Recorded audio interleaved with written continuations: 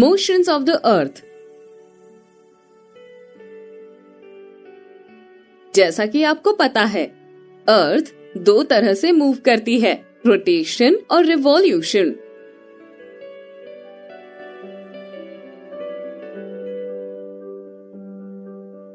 अर्थ का उसके एक्सिस पर घूमना रोटेशन कहलाता है।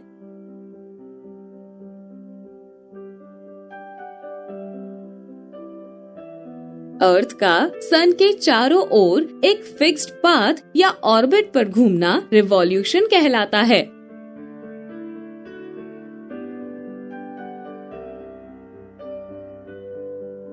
अर्थ की एक्सिस एक इमेजिनरी लाइन है जो ऑर्बिट प्लेन के साथ 66.5 डिग्री का एंगल बनाती है।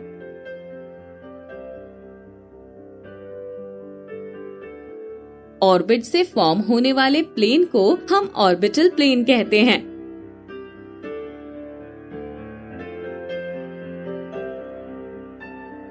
अर्थ को सूरज से रोशनी मिलती है।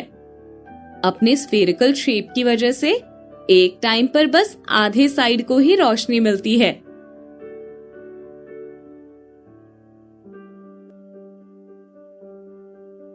जिस पोर्शन को रोशनी मिलती है वहाँ दिन होता है और जिस पोर्शन को रोशनी नहीं मिलती वहाँ रात होती है।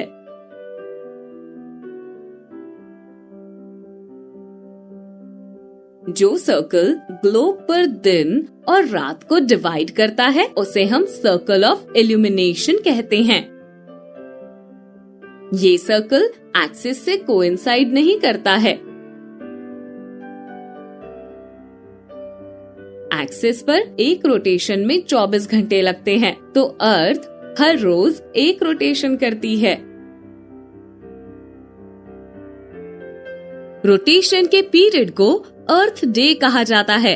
ये अर्थ का डेली मोशन होता है। अच्छा, अर्थ अगर रोटेट ना करे तो क्या होगा? जो पोर्शन सूरज के सामने होगा वहाँ हमेशा दिन रहेगा और वहाँ गर्मी होगी।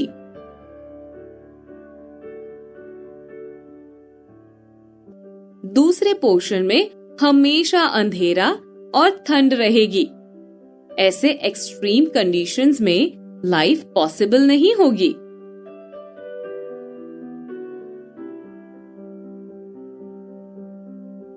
Revolution part 1। अर्थ का सूरज के चारों ओर अपने ऑर्बिट में घूमना रिवॉल्यूशन कहलाता है।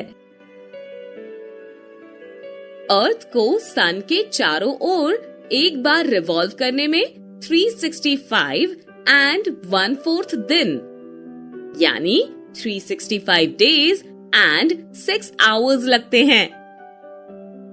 अपनी कन्वीनियंस के लिए हम एक साल को 365 दिन के बराबर मानते हैं और 6 आवर्स को इग्नोर कर देते हैं।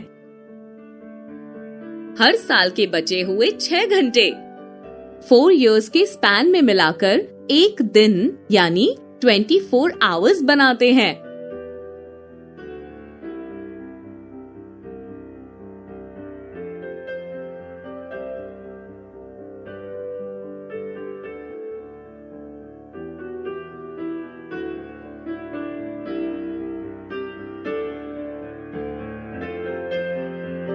जिन्हें हम फरवरी में ऐड कर देते हैं। इसलिए हर 4 साल बाद फरवरी में 28 की जगह 29 डेज होते हैं। इस साल में 366 डेज होते हैं जिसे हम लीप ईयर कहते हैं।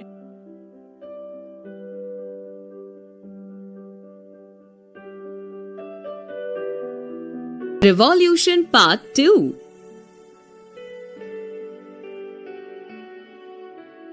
एक साल को यूजुअली समर, विंटर,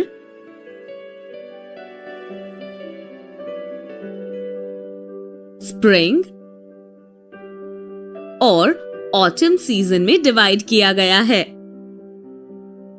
सन के चारों ओर अर्थ की पोजीशन में चेंज के कारण सीजन्स चेंज होते हैं।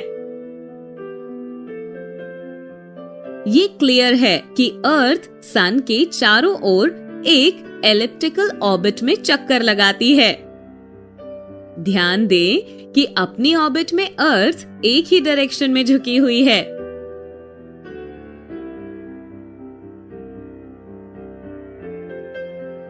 तुम देखोगे कि 21 जून को नॉर्दर्न हेमिस्फीयर सन की ओर झुका हुआ है।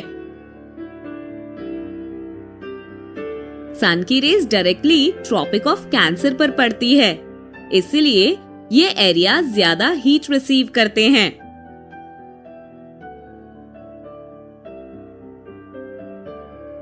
पोल्स के आसपास के एरियाज कम हीट रिसीव करते हैं क्योंकि वहां सन की रेज तिरछी पड़ती है।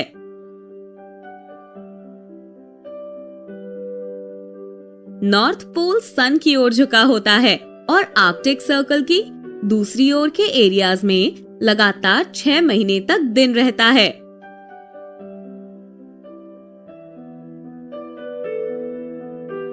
क्योंकि नॉर्दर्न हेमिस्फीयर के काफी बड़े पोर्शन में सूरज की लाइट पड़ती है, तो इक्वेटर के नॉर्थ के इलाकों में गर्मी पड़ती है।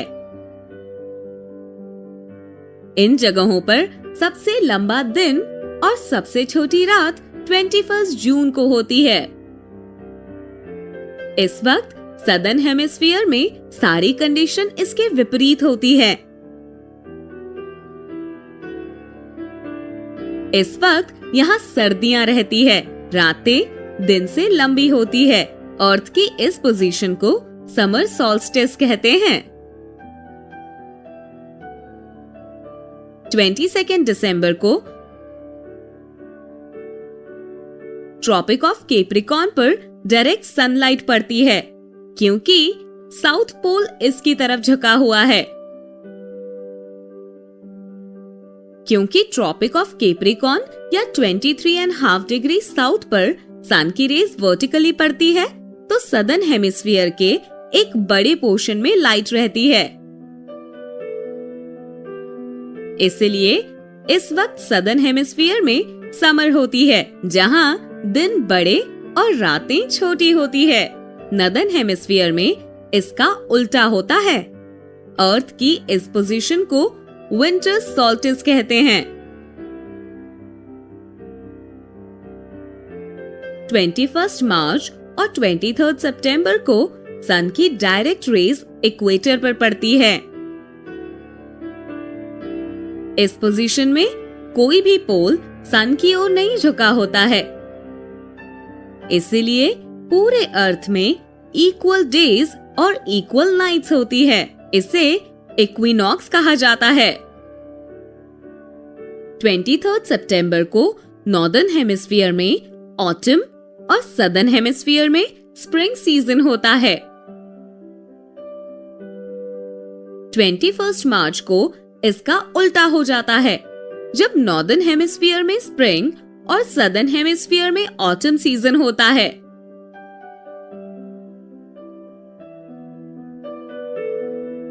तो आप पाते हैं कि अर्थ के रोटेशन और रिवॉल्यूशन के कारण दिन और रात होते हैं और सीजन्स चेंज होते हैं।